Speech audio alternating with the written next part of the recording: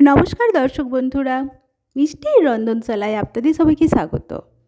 আজকে বানাবো কুমড়োর তরকারি। লুচি অথবা পরোটার সাথে বা রুটির সাথে এই কুমড়োর তরকারি খুবই ভালো লাগবে। কিন্তু তার আগে যে সমস্ত নতুন বন্ধুরা এখনও আমার চ্যানেলটি সাবস্ক্রাইব করেননি তাদের কাছে অনুরোধ রইল, প্লিজ আমার চ্যানেলটি সাবস্ক্রাইব করে আমার পাশে থাকুন। চলুন আর দেরি না করে দেখে নেওয়া যাক কীভাবে কুমড়োর তরকারি বানাই। প্রথমে আমি একটা ভাজা মশলা আগে রেডি করে নেব। তার জন্য মৌরি, জিরে, ধনে আর মেথি আর একটা শুকনো লঙ্কা দিয়ে একটু শুকনো খোলায় নাড়াচাড়া করে নেব। নিয়ে এটাকে আমি গুঁড়ো করে রেখে দেব।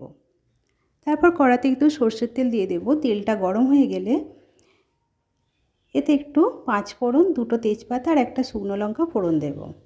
ফোড়নটা একটু নাড়াচাড়া করে নেব। একটু সুন্দর গন্ধ বেরোলে তারপর এর মধ্যে দিয়ে দেব একটু বড় বড় সাইজ করে কেটে রাখা আলু। আলুগুলো দিয়ে বেশ ভালো করে নাড়াচাড়া করে নেব। এইভাবে নাড়তে নাড়তে একটু লালচে লালচে করে ভেজে নেব। ততক্ষণ একটা মশলা রেডি করে নিই। এখানে 1/2 চামচ হলুদ গুঁড়ো, সামান্য পরিমাণে কাশ্মীরি লঙ্কা গুঁড়ো, জিরে গুঁড়ো আর 1/2 চামচ পরিমাণে ধনে গুঁড়ো। সামান্য একটু জল দিয়ে মশলার পেস্টটা রেডি করে রাখবো। এদিকে আলুগুলো প্রায় লালচে লালচে করে ভাজা হয়ে গেছে। এই সময় আমি কুমড়োটা দিয়ে দেব। দিয়ে প্রায় 4 থেকে 5 মিনিট সময় ধরে লো টু মিডিয়াম ফ্লেমে রেখে আমি আলু আর কুমড়োটাকে ভালোভাবে একটু নাড়াচাড়া করে নেব। আর এই সময় আমি একটু ছোলা ভিজানো ছিল সেটাও দিয়ে দিলাম। খুব ভালোভাবে এই সময় নাড়াচাড়া করতে হবে। এইভাবে নাড়াচাড়া করতে করতেই কুমড়োর একটা কাঁচা গন্ধ থাকে সেইটা কেটে যাবে আর একটু ভাজা ভাজাও হয়ে যাবে।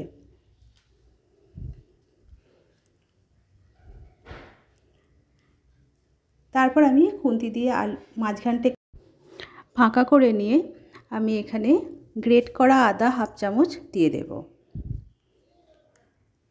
দিয়ে এবার ভালোভাবে আমি আলু আর কুমড়োর সাথে আদাটাকে দিয়ে একটু ভালোভাবে কষিয়ে নেব।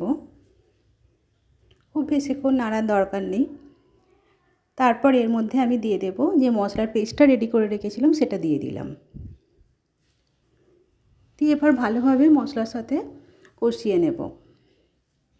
প্রায় 2-3 মিনিট সময় ধরে এইভাবে কষিয়ে নিতে হবে। নিচেটা লেগে যাচ্ছিল তাই আমি বাটি ধোয়া জলটা একটু দিয়ে দিলাম। দিয়ে আর একটু বেশি সময় ধরে এটাকে নাড়তে থাকবো।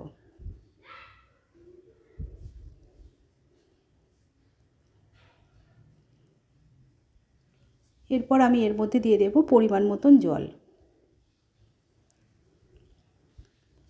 জল দেওয়ার পর আমি এখানে পরিমাণ মতো নুন দিয়ে দেব।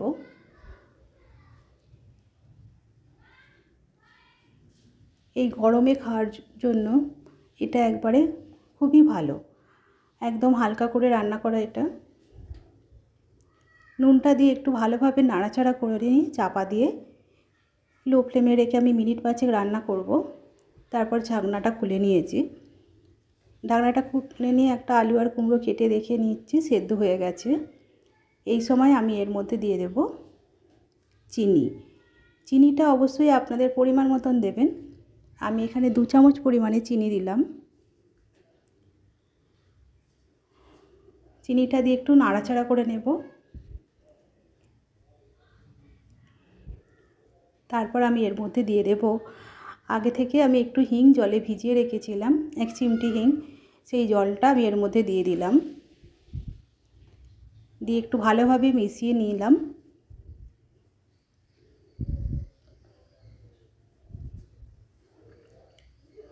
তারপর যে ভাজা মশলাটা আমি রেডি করে রেখেছিলাম সেটা গুঁড়ো করে নিয়েছি, নিয়ে সেটা আমি দিয়ে দিলাম এর মধ্যে। তারপর গ্যাস বন্ধ করে চাপা দিয়ে স্ট্যান্ডিং টাইমে 5 মিনিট রেখে দিলাম। এবার পরিবেশন করে নিয়েছি। আপনাদের যদি আমার এই রেসিপিটা ভালো লেগে থাকে তাহলে প্লিজ একটা লাইক দিয়ে দেবেন। আর অবশ্যই কমেন্ট করে জানাবেন এই রেসিপিটা আপনাদের কেমন লাগলো। আর প্লিজ আমার চ্যানেলটি সাবস্ক্রাইব করে আমার পাশে থাকবেন।